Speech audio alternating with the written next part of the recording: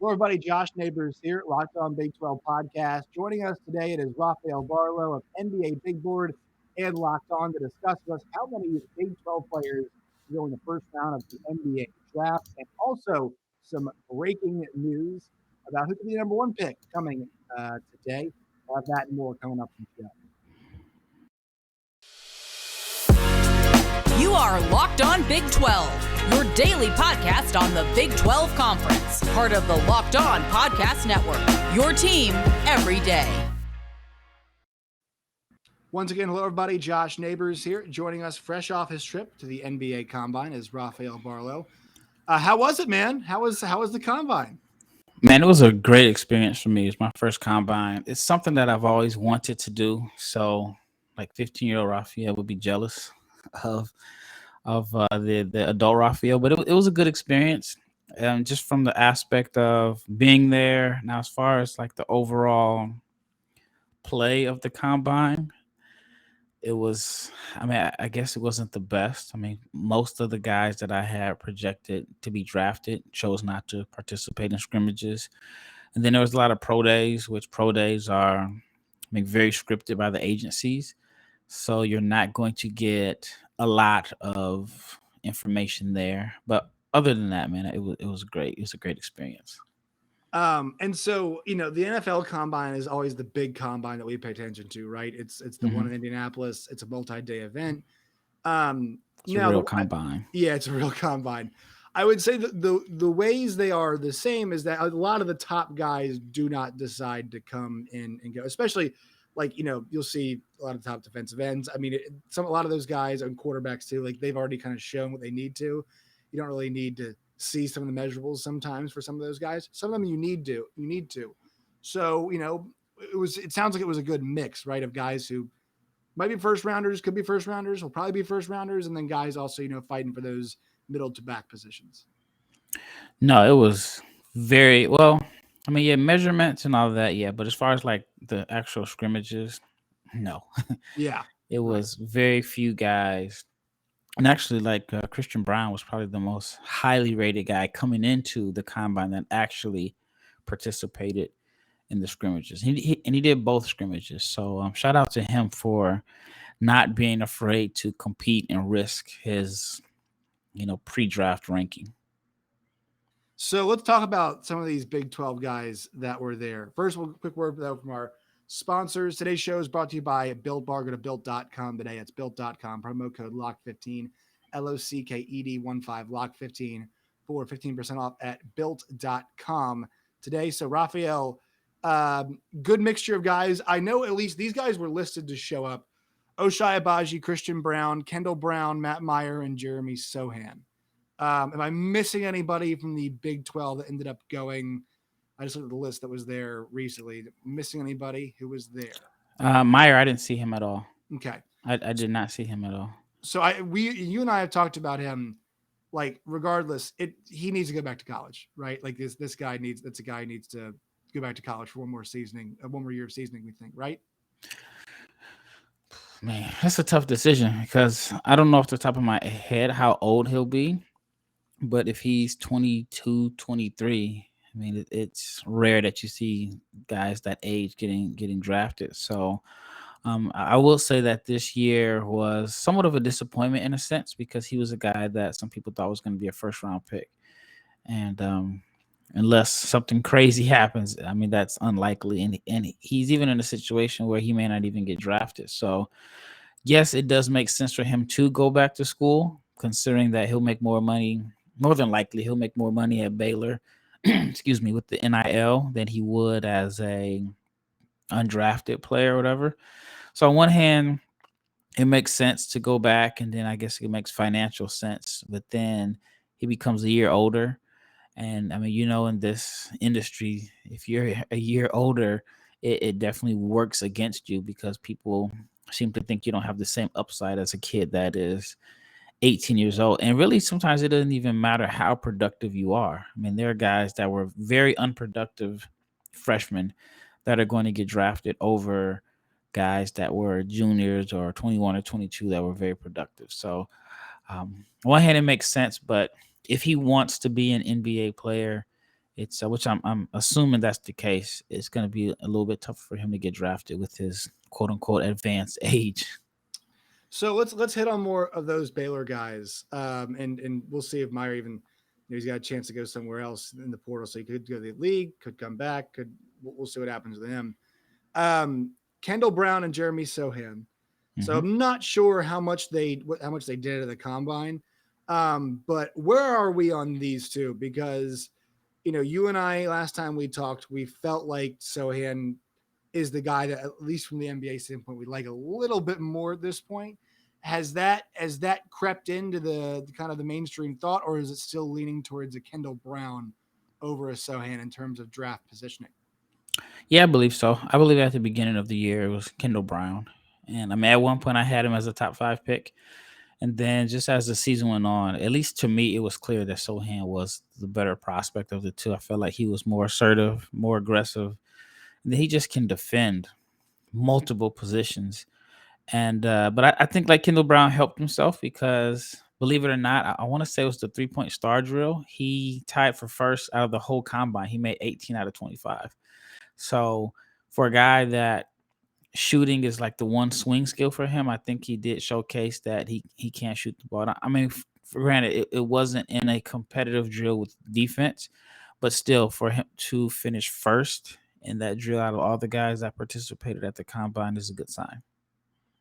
And then the Kansas guys. So we talked about, you just mentioned like being old and how that does affect you. And Ochai Agbaji came back and got that extra year. And really, I mean, it's going to be worth it for him, right? It's really going to pay off for him. I mean, he's going to make himself a lot more money than he probably would have made. What do you see with him? I mean, I think about a guy like a Desmond Bain who was older Hmm. and immediately had a chance to impact. It's because he was a great 3-point shooter, has been a really awesome defender, and is a really tough player too. And also, I think he's gotten a little bit better off the bounce. I do think last year at TCA they had him handle the ball a whole lot more than I think people realize. So I think that did help him. But he's been a little bit better in that category, I would say. What do you think? Is Ochai going to be able to fall to one of those teams that's playoff adjacent, or is he going to be, which is actually going to be better for him, more towards the front of the draft? Because I think before the draft process really started at the end of the year, this guy who's, I've seen him around top 10, top 15. Where is he now? I mean, if I knew, I'd I'd let you know. I take it to Vegas and gamble on it. I'm not sure. I think he can go as high as maybe like 14 to Cleveland because I think that would be a good fit for him. They are, even though they're in the lottery, they are, I guess, kind of like a playoff team. I mean, they were the majority of the season before Jared Allen went down, and then he could come in and provide some size and some shooting there. After that, I mean, it's such a crapshoot. I mean, he could go as high as 14, then I could see him slipping down to maybe some of the stronger playoff teams. Either way, I think he'll be ready to come in and contribute right away. His role will be a little bit, I shouldn't even say a little bit, but his role will be reduced, and he won't be counted on to carry a heavy scoring load, so he'll be able to just knock down open shots and score in transition. So I mean, he's in a good situation to where I think the higher he would go, like let's say he was a lottery pick, I don't think that's necessarily the best role for him, but I think he's going to be a great complementary player to the NBA. Yeah, I think Cleveland makes a lot of sense, for a team that's just looking to add like quality pieces, right? I mean, Mhm. I don't think Cleveland's looking to take big swings right now. I think they're trying to figure out what that core is going to look like, and they got so banged up at the end of the year. I mean, they were leaking oil all the way to the finish line. You feel bad for them, and so for them, I think it's all about hitting that reset and seeing, okay, is it going to be Garland and Sexton? Is it going to be, obviously you toss in a guy like Ochai, he can do that. They're gonna have to transition obviously out of the Kevin Love, which he was good, but like it was a surprise that he was good, and obviously they're gonna have to get on with that contract and see what happens there. So, yeah, I mean, I think teams like that would be really happy to have him. Do you see 3 Big 12 players in the first round right now? Do you think we get Sochan, Brown, and Ochai all in the first round? It could be 4. I Mm. mean, there's a chance it could be 4. Brown could sneak into the first round. But I think you're going to get 3 for sure. I think there are 3 locks. So you think Sochan, Kendall Brown, and Ochai are the locks? Yeah, I think they are locks. So let's talk about then. Let's talk about Christian Braun, who could be that fourth guy. That's swing guy, right? And oftentimes, I mean, you watch KU play basketball, like that was kind of his role. Like he was like at least in the previous season, not this year, kind of withstanding. Like he had a couple games where it was like, okay, there's a reason why KU won. It's because Christian Braun had 20, and there's some nights where it's like, hey, the reason KU lost, Christian Braun had 2. And I think that could be appealing to some teams. Like he is also, a really good athlete. They might use the term deceptive athlete. We sometimes those things get coded with some of the draft people. He's a flat out like good athlete. Like that guy, Yeah. he can fly. I mean, that kid can absolutely fly. Where do you see his game right now? Like, what do you think would be a good fit for him? As far as team wise? Yeah, team wise, like we think it's a good fit for him. And do you think his game has come along since the end of the season, or like what you see in those scrimmages against the guys who are all trying to fight for spots? The first day he struggled. I can't remember off the top of my head, but the first day he struggled on the floor. If I'm not mistaken, I want to say he may have been 2 of 9 from the floor, and then the next game he had 17 points. But I give him all the credit in the world because most guys, the one did not even participate in the combine. Then there were guys that had one good game and chose not to play in the second day. So he did both days, and he came back and played much better. He had 17 points in the second day. His shot release is a little low. That can be a little bit concerning just because the length in the NBA and how fast guys can close out. I think he's a really, really good shooter, not like a great shooter. And I think that, but he does have the athleticism to where if he is not shooting 40%, he does have some things that he does bring to the table. But the athleticism was on full display. And the competitiveness, which, everyone knows how competitive he is. And I had tweeted that I was like right there, and he made a shot, a 3-point shot in somebody's face, and he yelled in the guy's face like boom. And so when I tweeted it, a lot of the fans were saying he kept it PG for the NBA scouts. Well, he's got a reputation, right? I mean, he is known as a talker. Like that dude did all and does not discriminate. He'll talk to the coaches, he'll talk to the bench, he'll talk to who he's playing to, which I think that's appealing. I actually think that's really appealing. Yeah, but it was funny how he kept it quote unquote PG because at the combine there's no fans there. There you can hear everything. You can hear the guys talking to each other. So for him to just say boom in the defender's face, and he's a fiery competitor.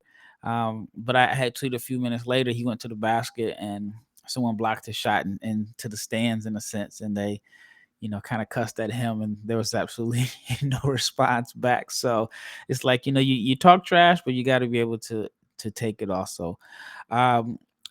Like I said, I thought he did well in the second day. The shot just wasn't falling like I thought it would, especially in a setting like the combine where there's no defense and you're just kind of doing shooting drills. He has some pretty rough patches there, but I mean, you can't really judge him for how he shot in just a combine because he has a pretty good body of work that shows that he is a really good shooter. Yeah, and he's very fortunate. He's got that that those physical tools to fall back on. I mean, he's not a huge guy, but like he can play above the rim. Who's just you can go non-Big 12 anywhere you want to. Who's the guy who did themselves the most amount of good at the combine? Actually, before I get that, I want to talk about Jalen Wilson. Jalen Wilson participated at the combine.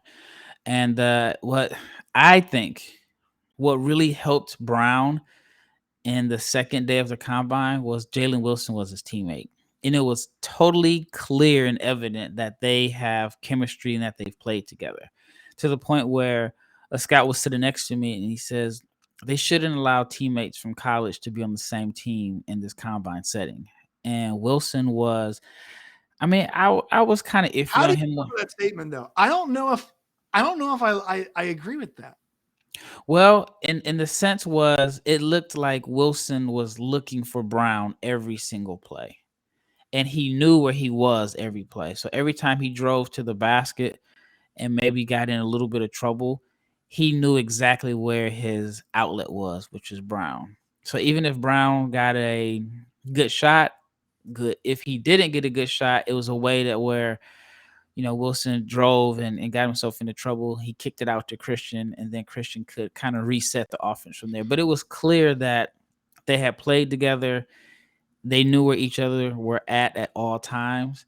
And that was one of the reasons why the scout was like, Brown is getting probably better looks than he would get in a normal situation because this guy knows where he's at all times. But don't you play with your teammates, right? So like I feel like that's probably a better representation of who you are. This, in a way it's kind of like pickup, but like that's a better representation of who he is as a player when he's playing with guys that he knows as opposed to guys he doesn't know. Sense.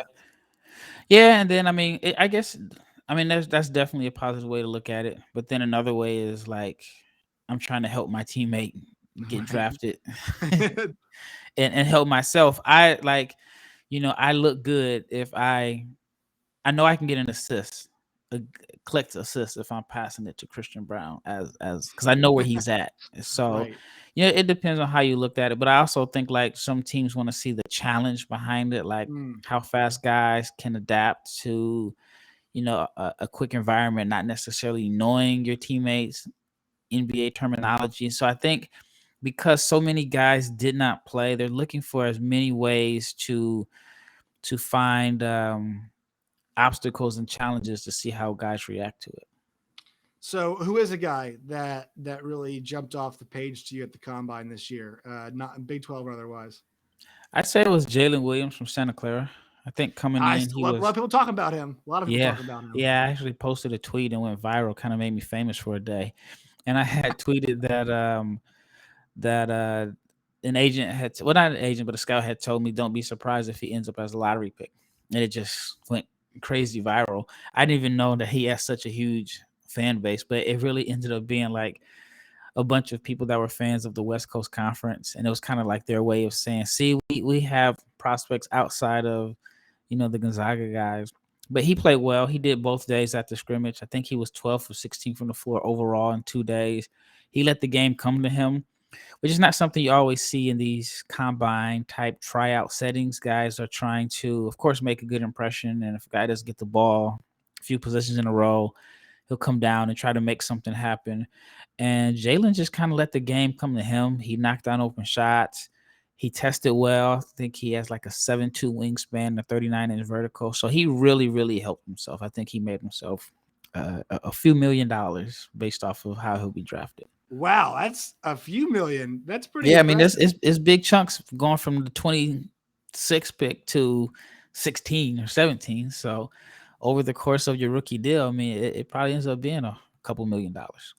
Yeah, and so that's it's also awesome to see those guys get some recognition from those schools. I mean, we have a few of them, but it's things can be relatively mainstream, and I do think that's the one thing of how televised college basketball is now. Like that's being the draft world, right? Even going back to Giannis, it's like there's grainy footage of some kid in the gym playing against guys who look like they're in 8th grade, and everything has just gotten so much more modernized. I mean, there's all these guys now that are D1 are playing on some ESPN platform, right? I mean, you're on ESPN2 or you're on ESPNU or you're on ESPN Plus, right? So I feel like those guys, well, it might emerge a place like the combine, like getting a good look at them is good. And, I think it's also better for college basketball too, which obviously is one of our focuses, but I do think we're going to see more guys like that. Anybody else from the combine stick out to you? Yeah, I thought two kids from NC State stood out despite NC State not being good. Yeah, they were awful last year. Travion Smith, is that right? Travion Smith. He shot 6 of 17 from the floor, but the majority of those misses came in the second half of the first game. But he was exciting. He was fun. He is not afraid to put it up. He is not afraid. He has elite level self-confidence. I mean, it gets him in trouble sometimes because he takes some really bad shots. But you talk about just believing in yourself and thinking that you are the. And I jokingly say he's the baddest 165-pound man in the gym. I mean, he was fearless, not afraid to let it fly. I want to say he probably had 9 points, maybe like the first 4 possessions that he got in. He cooled off in the second half, but I think he made a name for himself, especially with the way Jordan Poole is playing. I think you're going to see a lot of comparisons to Jordan Poole. Darian Sebron's teammate, really helped himself out a lot. Just a ball player. I mean, it's hard to put him in a position. He rebounds like a big. I know he had it's funny. I'm a Big 12 guy all the way through. I'm from Nebraska, born and raised. So I still think of Nebraska as a Big 12 school, but even though Nebraska is a Big 10 school. But yeah, he had like a 39.18 rebound game against my Huskers earlier in the year. And I remember seeing the numbers and I'm thinking like, okay, this guy must have, 6'9", 6'10". I looked up, he's like this 6'5" point guard in a sense. But I mean, he's just a tremendous athlete, rebounder, lightning fast. And he just does all his damage at the rim. I mean, he is looking to get downhill, and I thought he really helped himself out also. All right, so let's talk about the guys at the top. And this came out earlier today. I believe it was Jonathan Gavoni over ESPN who had this. But, lottery results last week, and the Magic end up top, number 1 pick. It sounds like right now that they're going to go with Jabari Smith Jr. I think, obviously wherever he goes is going to be interesting. When any of these guys go, it's going to be interesting. Orlando has this weird mix of players right now, right? They have this weird, Markelle Fultz is lurking there in the background. Cole Anthony is there. As is Chuma Okeke, I believe he's recovered from his injury at this point. I believe he's back playing. Yeah. Which is nice to see a couple Auburn guys there. If he does end up going there. And then, this is a really weird, kind of fascinating, interesting team that they're going to have there. What do you think about Jabari Smith, number 1 to the Orlando Magic? Yeah, I mean, Orlando just has so much redundancy. I mean, at every single position, they're like deep with a young guy that either they just drafted or just paid. So you look at the point guard spot, you have Cole Anthony, who was in the 2020 draft. You have Markelle Fultz, who they just paid. You have Jalen Suggs, who was in the 21 draft. Then you have at the center spot, you got Wendell Carter, who was in the 18 draft, if I'm not mistaken. You have Bamba, who still is on his rookie deal, but it sounds like he may be out. You have Jonathan Isaac, who is probably their highest paid player, if I'm not mistaken. He hasn't played since the bubble, but at one point he was considered their best player. Then you have Franz Wagner, who was first team all rookie, who I think is naturally a 4. So, if they end up going with Smith, even if they go with Banchero or even Holmgren, I think all of those guys are 4s, which plays the same position to me as Franz. And I think Jonathan Isaac is a 4 in a sense. And I kind of go by like a closing lineup, not what lineup you play when you start the game. And so I think in a closing lineup, Franz is best as a 4. Isaac is best as a 4. Same with, I guess you can say Jabari could end up being a small ball 5 in a sense. But yeah, it's just a lot of redundancy there. I think they do need shooting, and that's where Jabari can't help them out. I think they were like 26th in the league in 3-pointers made, something like that last year. So he will be able to help them out. But I think it's a weird situation simply because they just don't have a defined pecking order, in my opinion. I think like with the Rockets, you feel like, okay, it's Jalen Green's team. They're going to build around him. He's been that clear, yeah. Yeah, with the Thunder, it's Gilgeous Alexander's team, and they're going to build around him. With Orlando, it's like you're hoping one of those guys at the guard position shakes out, right? Because that's the thing is you got too many guys development you're currently depending on, and so that kind of makes it hard, to figure out who should go where, right? Yeah, and Jabari is a guy that is going to be heavily dependent on someone else to give him the ball. So usually like your franchise guy is a guy that has the ball in his hands the majority of the time. And or if it's like a big that needs someone to get him the ball, then you have like this unselfish playmaker that is supposed to, that understands the pecking order and gets him his touches. I don't know if Orlando has that right now. Right. That's really interesting. It's going to be, I'm curious to see it. I had to admit, I was totally wrong because I told you last time we talked that I wasn't a Paulo Banchero guy. And then I watched him just whip the shit out of Texas Tech at the end of the game. And, he was a great college player, like really figured out how to be a really good college player, just so tough. It could, it felt like whenever Duke needed the basket, he could just knock down an 18-footer whenever they had to have one. Mm-hmm. And I don't know if it's like my college bias to fall in love with that, but I was enamored by it. And I'm too often like the safe thing over kind of the what could be. So what do you think in Bankero at 2, or I think it sounds like it's going to be Chet Holmgren at 2, but would you take Bankero at 2 if you were, who is it, the Thunder. Thunder at 2? Yeah. I take Bankero at number 1. I just Yes. think people are Yeah. overthinking it. He's Yeah. 6'10", 250, can handle the ball, can shoot, create his own shot. Shot well from 3. The knock was all he shot in the low 30s from 3 this season. But during the NCAA tournament, where it counts the most, he shot over 40% from 3. And I think that he'll do better with NBA spacing. And if you're looking for like a go-to scorer, I think most guys that are good in the NBA as far as like scoring the basketball also have to be good passers, because it makes it tough for you to send doubles their way. And Bankero is a very good passer. So I just think teams are overthinking it. I mean, it could be 2017 all over again. Jason Tatum was the 3rd pick. Markelle Fultz and Lonzo Ball went over him. And I mean, right now it's a no-brainer that Tatum is the better player. And I think Bankero is going to be the better player long term. That's just my opinion. Yeah, I mean, you look at the tournament games that he played in, like he was so strong to end the season. I mean, the ACC tournament, the Syracuse game is a bit of an aberration, but 18 against Miami on 8 of 10 shooting, 20 against Tech on 8 of 11, 17 and 10 against Cal State Fullerton, 19 on 8 of 14 shooting, 22 against Texas Tech on 7 of 12 shooting. Arkansas game was a little rough, and then the Carolina game he was pretty good too. Like that's one of those where I know we shouldn't always look at the college stuff, but that run he put together, he was just clearly their best player. And like when you mentioned going to get in a basket, it's like, all right, I'm going to give him the ball back to the basket 18 feet away, and I feel pretty good about our chances here. I want to see him a lot of those spots. Like I'm curious to see if you can kind of translate that college. Like, what am I going to do? Am I get to the rack on you? I'm going to jab at you and you take a jumper. I'm curious to see how it translates the physicality of the NBA. But I mean, at that size, I feel like he should be fine, right? Yeah, and he's a much, much better passer than people realize. Like he played a lot of point forward, point center, whatever position you call it on the AU level. But Duke had other ball handlers this year that they probably would not have been as effective if they didn't have the ball in his hands. But he did have games where he had 5, 6 assists. And even during the tournament, you saw like he made some pretty good passes to Mark Williams, interior passes. So I think in the NBA, man, he can play some point forward. I mean, he can at least be a secondary ball handler that you can run pick and rolls for. And I just think that he's a weapon. He can be the pick and roll ball handler or the pick and roll man. And even if he is the roll man, if you give him the ball in the middle of the floor, he can make the reads that can make teammates better. I just think everybody's overthinking it.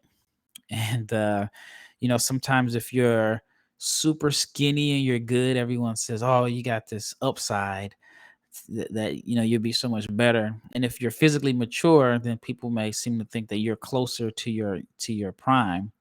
But I'm like, I mean, I just, like I said, I just think people are overthinking it. I'd take Bankero number 1.